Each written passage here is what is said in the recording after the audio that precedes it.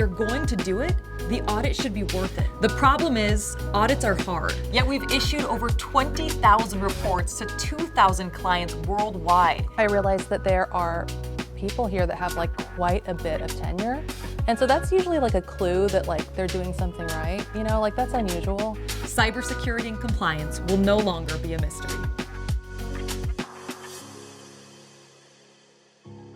Hey everyone, welcome into our cybersecurity mission. My name is Allie Krings. Today I'm so excited to sit down with Sam Disney. Sam, how are you? I'm good, thanks Allie. So this is going to be kind of a different podcast for us, where we're not necessarily diving into a specific topic too much, but we're going to get a little bit more about your background, because not every cybersecurity professional knew that this is where they were going to land someday. So will you just take us from like the beginning?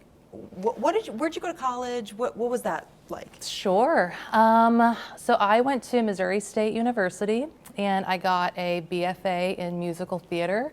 So naturally, I now work in cybersecurity and compliance. So do you often find that with your coworkers that you're like, oh my gosh, you also studied musical theater? No. Okay. That doesn't happen a lot. It's a good conversation starter. It's definitely like a different life path. I find that I just kind of feel like I always say I'm a jack of all trades and a master of none here at KP because we have so many like highly credentialed subject matter experts. Well, this is where you're wrong, because you are a jack of all trades and you're a master of many. I know that so many people turn to Sam when they need something helpful or something to be done, so we're grateful for you. But let's kind of go into this path, because now we have this degree in musical theater. What'd you do with it? I did what every good little musical theater kid does, and I moved to New York City with big city, like very few dollars in my bank account. And I spent just under 10 years there. Really? I did a lot of regional theater and some off-Broadway stuff. I really enjoyed doing like new works. Okay. So like young composing teams, Cool. workshopping their shows and doing, some of it was like fully staged off-Broadway productions. Wow. Sometimes it was just like concert readings. So I got to do like a lot of cool work like that. And then like a lot of towns and cities across the United States have regional theater houses. Okay. Some of them are really large, some are really tiny. And so I would sort of like fly out for, you know, X amount of months and do productions like that. Do you sing, dance, and act? I sing and act primarily.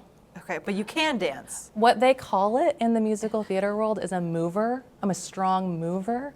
So I can pick up a step or two, but that is not my forte. I prefer not to. So, does that mean like you failed the dance classes? They were like, she's not a dancer, she's a... I didn't start dance training until I was in high school. Okay. I did not know that like theater was going to be a passion of mine. I've always Sure. been musical. Yeah. I played clarinet growing up. I was actually pretty good. And I started doing like choir and stuff like Yeah. that. So I knew that I enjoyed music, and my parents like took me to theater growing Yeah. up, and that was like it for me. I just like fell in love with the storytelling and like the way you feel when you sit in a seat at the theater. But Was there a certain musical that you remember going to that's like, just, this Yes. is my favorite? Which one? so I saw a lot, but Okay. Les Mis. My dad took me, I used to live in Memphis when I was little, and my dad took me to the Fox Theater Okay. to see Les Mis, and it's just like, that's on the scale of drama, like it's up there. It's like an operetta, you know, and just the music, the drama, like I just felt like swept away with it all, and so I always loved it. Yeah. I never considered that as like an option of something I could like do with my life. Yeah.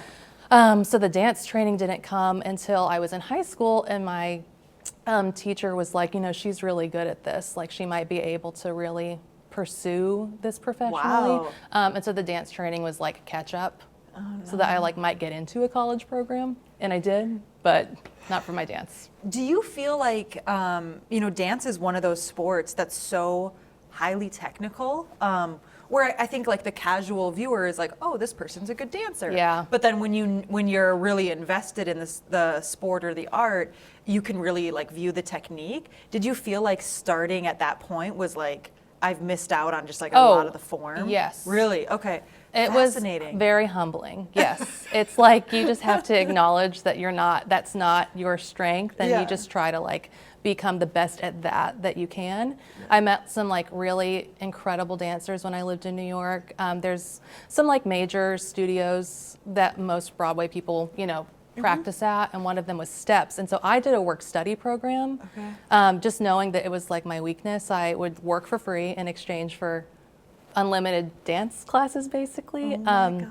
But yeah, it's the same for singing. It's like you hear someone who is an amazing singer, and some of it's just like your tone, and some of it is like a gift that you have. But Yeah. it really is like your muscles working. It's like a sport that you train to do. You know. For the record, Sam is an unbelievable singer. They know that Santa's on his way. He's loaded lots of toys and goodies on his sleigh. So when did you?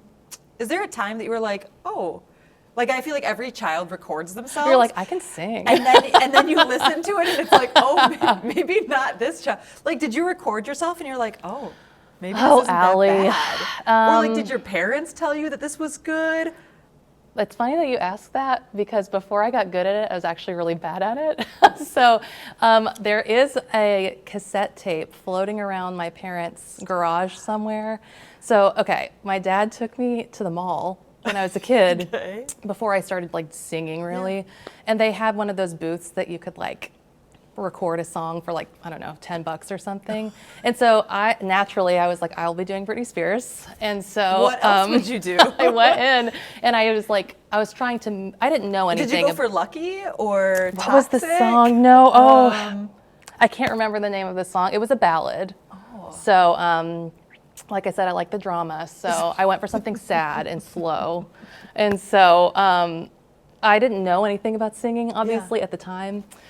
So I was just trying to mimic her. Yeah. And Britney Spears obviously has like a very distinct Unique, tone. yeah. So I was like in there killing it, and then we got the cassette and like we took it home, and my dad played it for my mom.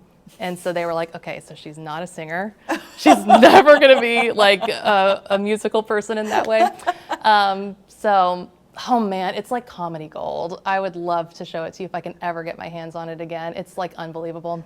So, okay, you're in this booth and you're having a great time. Did you just decide that you enjoyed it and you wanted to get better? Or like, how did this random talent just like show up for you someday? I think it was like when I started doing choir when I was a little older, like singing with other people and not trying to like sound like a different person, that I was like, oh, okay, like I have an ear, like I was good at the clarinet, I can hear Right. tone. I just like needed to like accept my own personal tone. And so I think it was probably choir. That's so cool. So when you were out in New York, will you brag to me for a second? Like, what is there a time that you're like most proud of, or something that was like just so exciting? And maybe it wasn't even like the best thing that happened, but it was something that made you feel like I did it. Yeah, it is. It's like not necessarily like a job that I booked, but it is like, it was a really big part of my identity in my time in New York. I worked with an organization called Broadway Unlocked, and so it was really cool. It was like an organization focused on like the intersection of like theater and technology, and like making theater accessible was a big part of that. Oh, cool. And I like have a heart for service, and so they had like this event that they put on every year called the Broadway Unlocked Give Back Concert, and so that concert raised money for this organization called Crime Victims Treatment Center, who provide free care and services to survivors of interpersonal violence. Wow. And so it was like this thing I agreed to do because my friends were doing it. Yeah. And I was like, it sounds fun. I'll get to meet like Broadway people and have something Yeah. to work on. But I don't know, they're just like, that organization is so wonderful, and like They help so many people, and it became like a big part of my identity during my time there. So I'm really proud of that. That's really cool. And I'm so glad that we're going to get to the story about how you landed here at KP. But one thing that I do want to share with everybody about Kirkpatrick Price, if you aren't familiar with us, is that this is a mission-led company. And so we're actually currently in Tampa as we're filming this, and we're super excited because as a company, we're going to be volunteering, I think, with 5 different organizations to really give back. And I love that that's something that, we don't necessarily broadcast. We're not bragging about it, but it's something that's really important to us. And so I think it just makes a lot of us feel really good. So I'm glad to hear that. So now we're in New York. Where do we get to Kirkpatrick Price?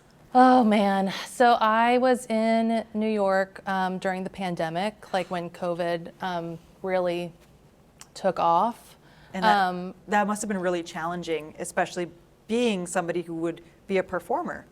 Yeah, it was scary. Like I think people like in different parts of the world experienced the pandemic differently. Yeah. But being in such like a densely populated area where like things were serious really quickly, it was scary. And so we were like, my husband and I were just in this tiny little apartment and couldn't go anywhere. And you had to like wait in line to go into the grocery store. And oh, wow. We lived close to like a major hospital in Brooklyn, and it was it was a very somber time in the city.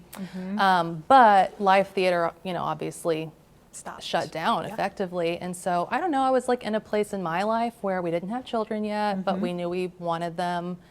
And there was no known time where it was like things are going to be back to the way they were. And so I think we just agreed to like both take the opportunity to try something new and that's awesome, and see what else there was out there for us, as much as I wanted to continue performing.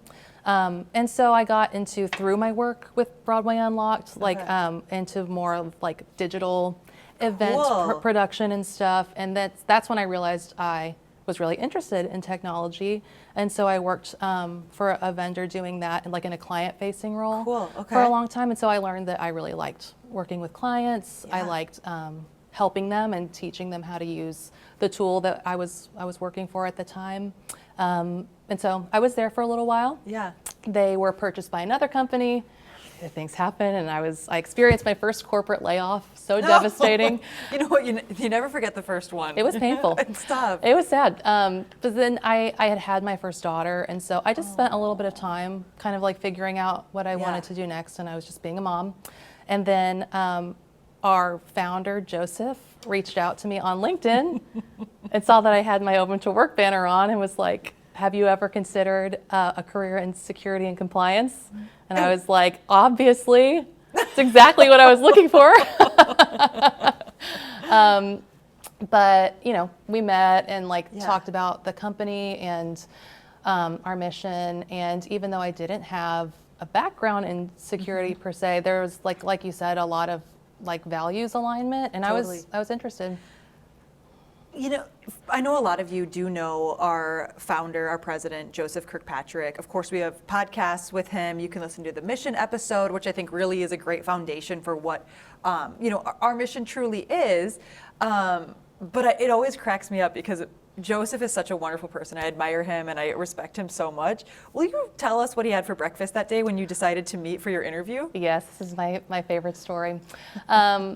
Yes, so I was living in Denver at the time. We had left the city, and so we were going to meet at the airport really quickly for an in-person interview. We met at a restaurant at the airport, and he had not one but 2 bowls of Lucky Charms. So I like that. It keeps people on their toes. I feel like the sensible thing is always, you get the little light egg bite, or something serious. Something that has a little asterisk over it, so you have to give a little flair when you say it. But I like that he just went for Lucky Charms. He must have known that you were going to be a Lucky Charm. I'm a Lucky Charm. Exactly. So you're learning a little bit more about Kirkpatrick Price. What was it then that maybe interested you in this company? Aside from just the nature of the work and me being genuinely just curious about what this industry could offer me, I did some research into just like trying to learn what this organization really is. You know, Yeah. it's like going online and sleuthing and trying to see what people have to say about working here. And I realized that there are people here that have like quite a bit of tenure.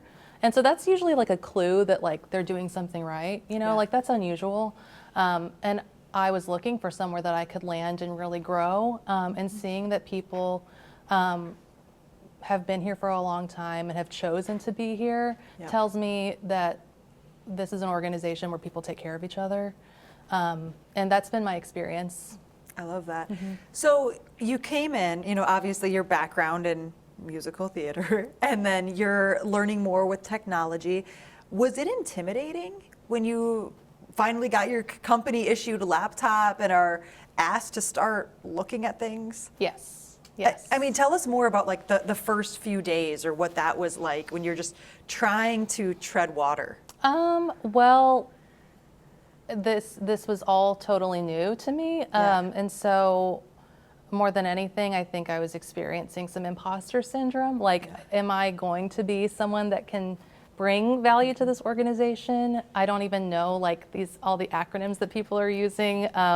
It was really overwhelming. I learned quickly because it is interesting. But yeah, absolutely.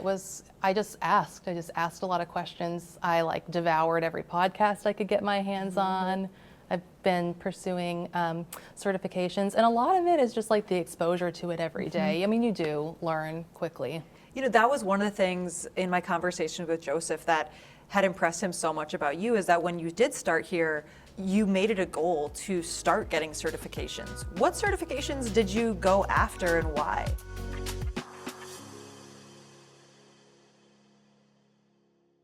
I started with a couple that were pretty like all-encompassing. I just wanted like some foundational information, and so I got one from ISC Squared. It's the Certified in Cybersecurity. So that's like just a fundamental course that's like a good starting place. So I got that pretty early on. Would you recommend that to other people who are starting in this field?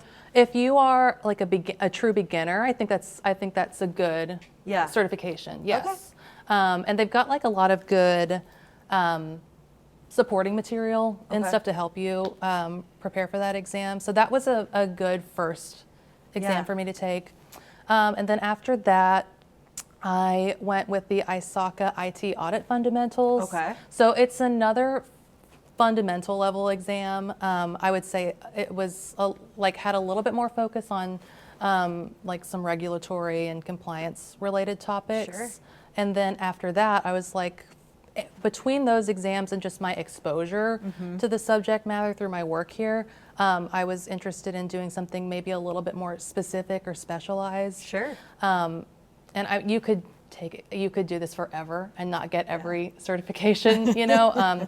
But I decided to get the AWS certified cloud practitioner certification because I just didn't have a lot of experience with cloud technology, and I wanted to just understand it better.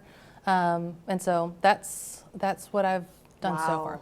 It's so cool, and I think it's really inspiring because there's a lot of career fields like within cybersecurity compliance where it can be so intimidating to be the new kid walking through the door.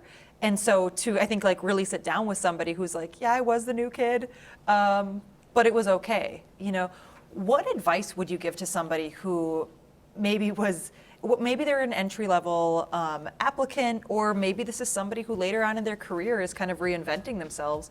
What advice would you give them if they're entering this career field?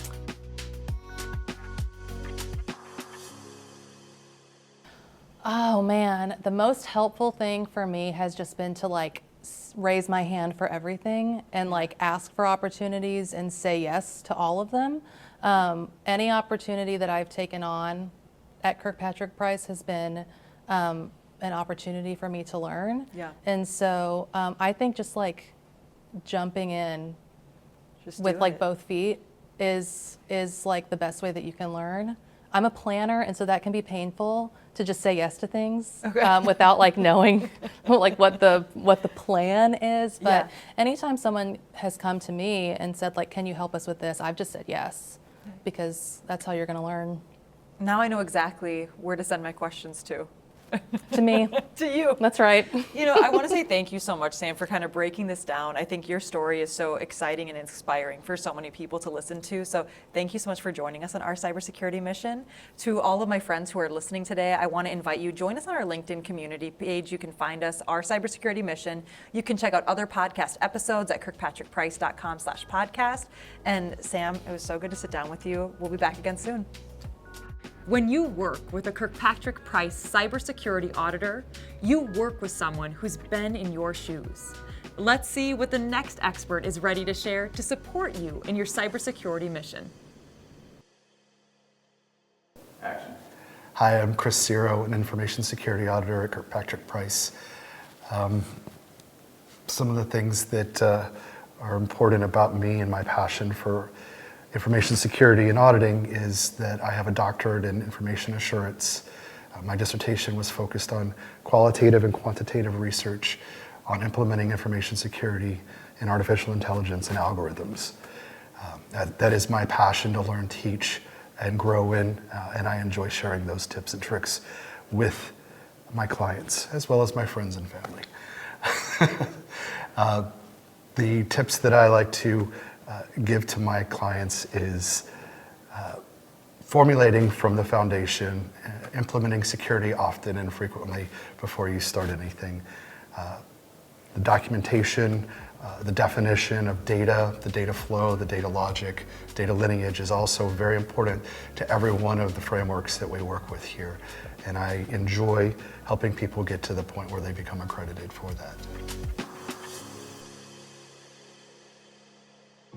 Are you ready to join a community of 10,000 people who are working together to elevate the standards for cybersecurity and compliance?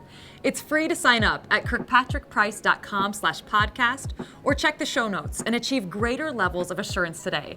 Thanks for joining us on our cybersecurity mission.